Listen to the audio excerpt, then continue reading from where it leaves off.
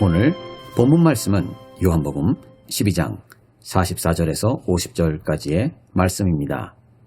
오늘 본문 말씀은 요한복음 12장 44절에서 50절까지의 말씀입니다. 함께 읽도록 하겠습니다. 예수께서 외쳐 이르시되 나를 믿는 자는 나를 믿는 것이 아니요 나를 보내신 이를 믿는 것이며 나를 보는 자는 나를 보내신 이를 보는 것이니라. 나는 빛으로 세상에 왔나니 무릇 나를 믿는 자로 어둠에 거하지 않게 하려 함이로라. 사람이 내 말을 듣고 지키지 아니할지라도 내가 그를 심판하지 아니하노라. 내가 온 것은 세상을 심판하려 함이 아니요 세상을 구원하려 함이로라. 나를 저버리고 내 말을 받지 아니하는 자를 심판할 이가 있으니 곧 내가 한 그 말이 마지막 날에 그를 심판하리라. 내가 내 자의로 말한 것이 아니요 나를 보내신 아버지께서 내가 말할 것과 이를 것을 친히 명령하여 주셨으니 나는 그의 명령이 영생인 줄 아노라. 그러므로 내가 이르는 것은 내 아버지께서 내게 말씀하신 그대로니라 하시니라. 먼저 오늘 말씀의 배경을 살펴보도록 하겠습니다. 예수님께서 예루살렘에 입성하신 후 사람들의 환영을 받습니다. 그 후에 개종한 이방인들이 예수님을 뵙기를 원했습니다만 예수님께서는 그들을 따로 만나시는 대신 그곳에 모인 대중들에게 말씀을 하십니다. 말씀을 마치신 후 예수님은 그들을 떠나셔서 개인적인 시간을 보내십니다.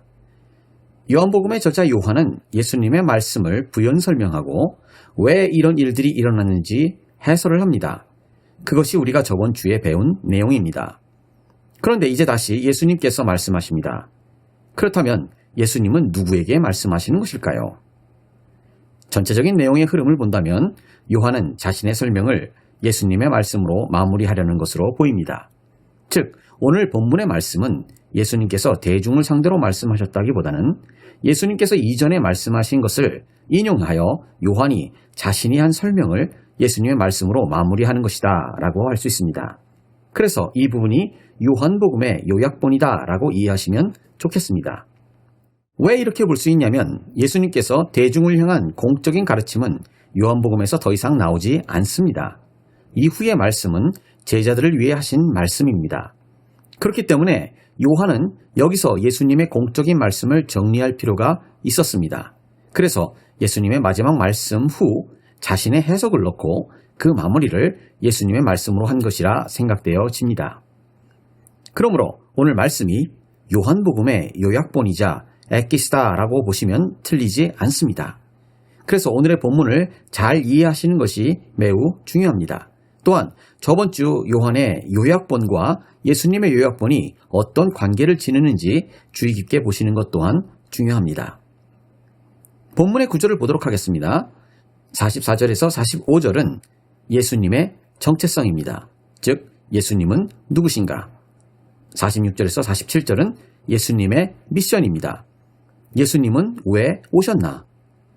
48절에서 50절은 예수님의 정체성과 미션의 결론입니다. 즉, 예수님이 이 세상에 오셔서 하신 일들의 결과입니다. 특별히 오늘 본문의 말씀이 이해하는데 좀 모호한 부분이 있습니다.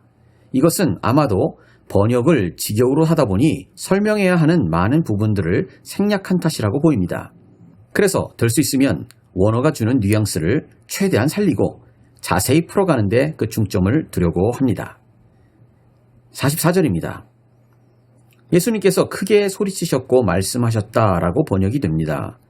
그냥 말씀하신 것이 아니고 크게 소리치셨다라고 하신 것을 보아 분명하고 정확하게 메시지를 전달하시는 장면을 볼 수 있습니다.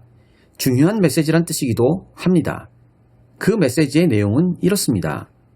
나를 믿는 것은 나를 믿는 것이 아니다. 오히려 나를 보내신 분을 믿는 것이다.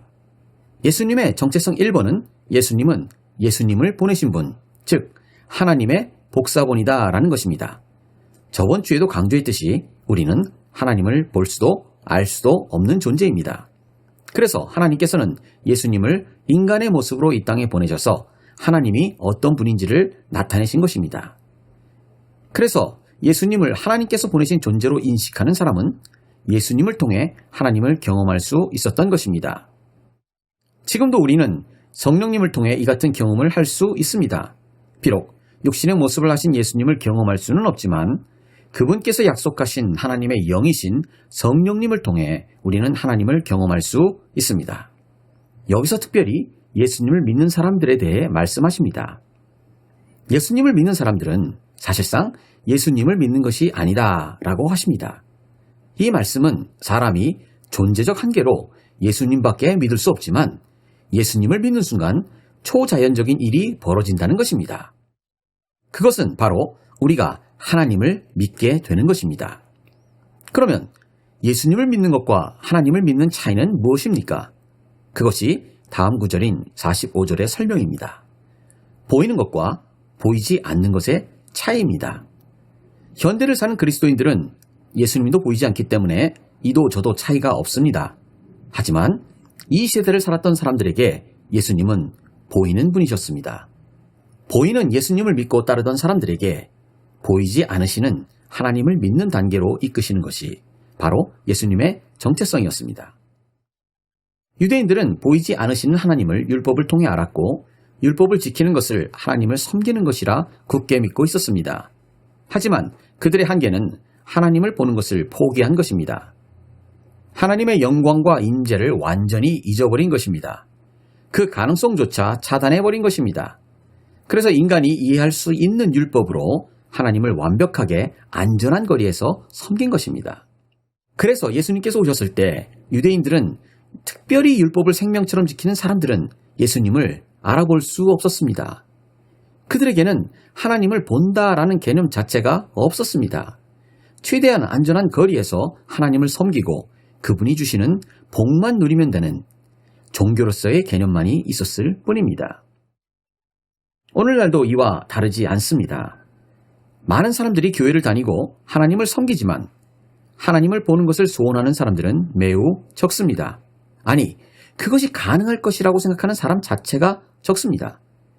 예수님을 믿는다고 하지만 예수님 보기를 소원하는 사람은 매우 적습니다. 그저 말씀대로 살면 하나님께서 복 주시고 죽으면 천국 가는 티켓을 얻는 것으로 생각을 합니다. 그런데 예수님은 분명하게 말씀하십니다. 나를 보는 것은 하나님을 보는 것이다 라고 말입니다. 일반 사람들이 아닌 제자들조차도 아버지를 보여달라고 했습니다. 그때 예수님께서는 나를 본 사람은 하나님을 본 것인데 너희는 왜 그것을 모르냐고 꾸중하십니다.